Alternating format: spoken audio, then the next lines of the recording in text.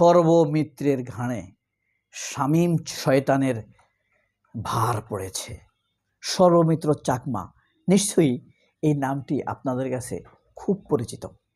কেন সেটাও আপনারা জানেন। ঢাকা বিশ্ববিদ্যালয়ে মাদক নিধন, অবৈধ ব্যবসা উচ্ছেদ, ছাত্রীদের নিরাপত্তার জন্য নির্বিঘ্নে কাজ করে যাওয়া, ঢাকা বিশ্ববিদ্যালয়ের পরিবেশকে সুন্দর করা, পরিবার পরিষ্কার পরিচ্ছন্ন রাখা, বিশ্ববিদ্যালয়কে মার্কেট নয়, ফুটপাত নয়, বিশ্ববিদ্যালয়ের পরিবেশে রূপান্তরিত করা, ছাত্রীদের সন্ধ্যাকালীন নিরাপত্তা, বিশ্ববিদ্যালয়ের অবাধ মাদক বিরোধী কর্মসূচি দিয়ে যিনি সারা বাংলাদেশের সাধারণ মানুষের কাছে জনপ্রিয়ত হয়েছেন।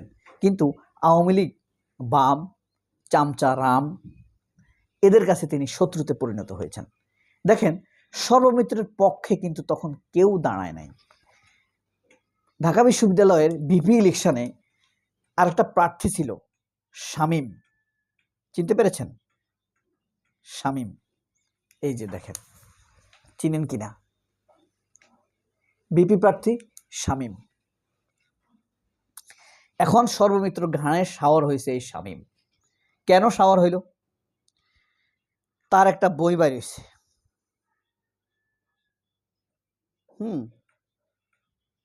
তার একটা বই সাকিব আলী খানের লেখা। এই সাকিব আলী খানকে চিনতে পারছেন? তিনি একজন সাংবাদিক, সাকিব আলী খান জুলাইপন্থী। তো এই যে এই বই বিক্রির জন্য ব্যবহার করছে শামীম, অথচ সর্বমিত্র যে অনলাইনে পত্রপত্রিকায়, সামাজিক যোগাযোগ মাধ্যম, ইউটিউব, ফেসবুক বলেন, বাংলাদেশের টেলিভিশন চ্যানেল সবগুলাতে এত বেশি বুলিংয়ের শিকার হয়েছে। এই শুয়োর শামীম সর্বমিত্রের পক্ষে একটি কলম ধরেছে, একটি কথা বলেছে যে সর্বমিত্র যা করছে ঠিক করছে, এটা আমাদের পরিবেশের জন্য ভালো হচ্ছে। এই শামীম কিন্তু একটা কথা বলে নাই। এখন বই বিক্রির জন্য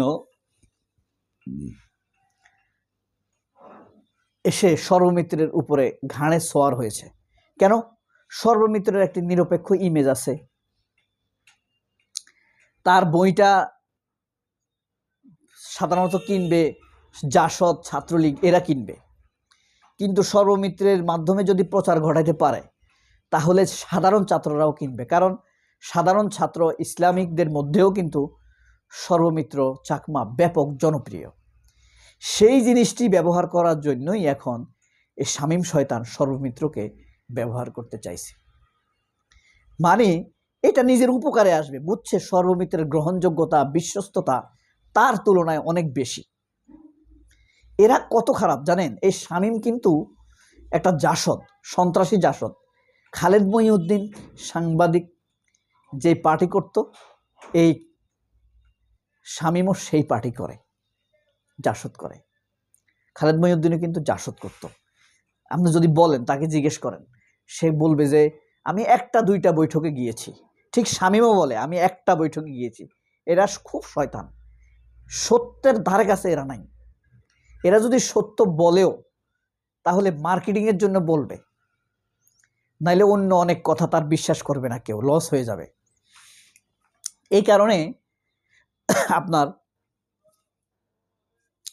এই সর্বমিত্রর যে বিশ্বস্ততা তৈরি হয়েছে, আপনাকে ধরেন সুবিধাবাদী একটি গোষ্ঠী হয়তো আপনার বিপক্ষে যাইতে পারে, কিন্তু আপনি যখন ভালো কাজ করবেন আপনার পক্ষে গণমানুষ থাকবে, গণমানুষ আপনার পক্ষে অবস্থান নেবে।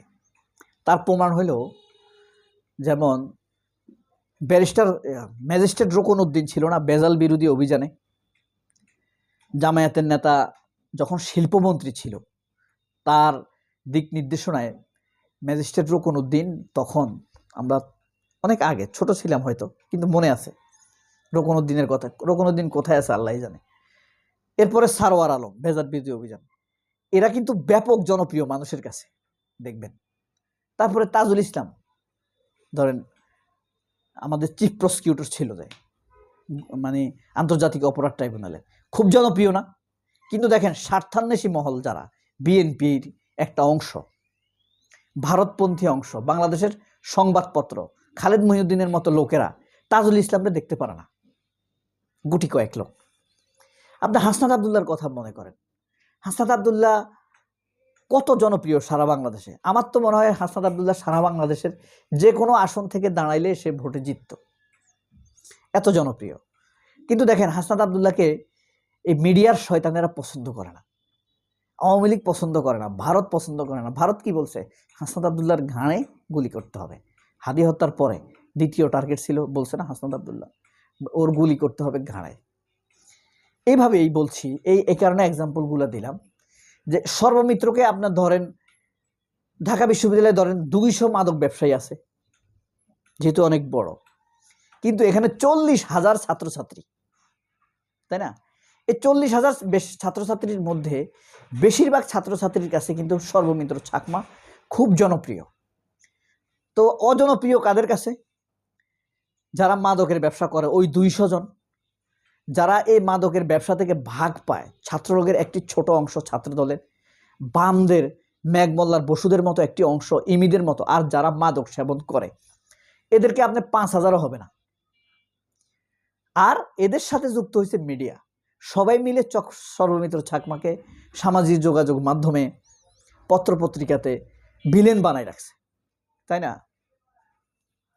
এই যে আপনার মিডিয়ার এই কারসাজি, মিডিয়া পলিটিক্স, মিডিয়ার ফ্যাসিজম, গণবিরোধী কর্মকাণ্ড, এই গণবিরোধী কর্মকাণ্ডটা মানে সর্বমিত্র খারাপ দিকগুলো প্রচার করে।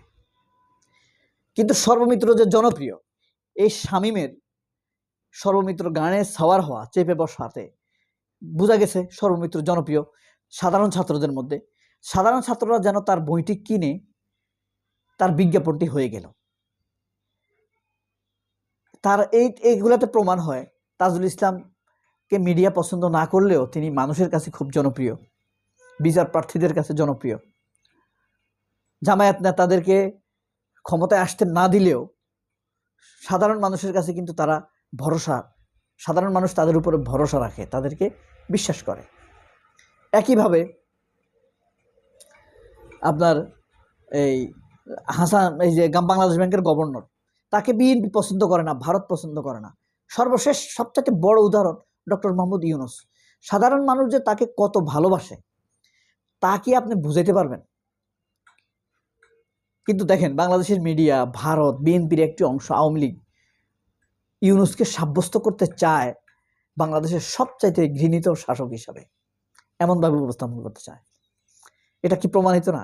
এই শামীম শয়তানরা এভাবে কিন্তু দেখেন একটু পক্ষে দাঁড়ায় নাই।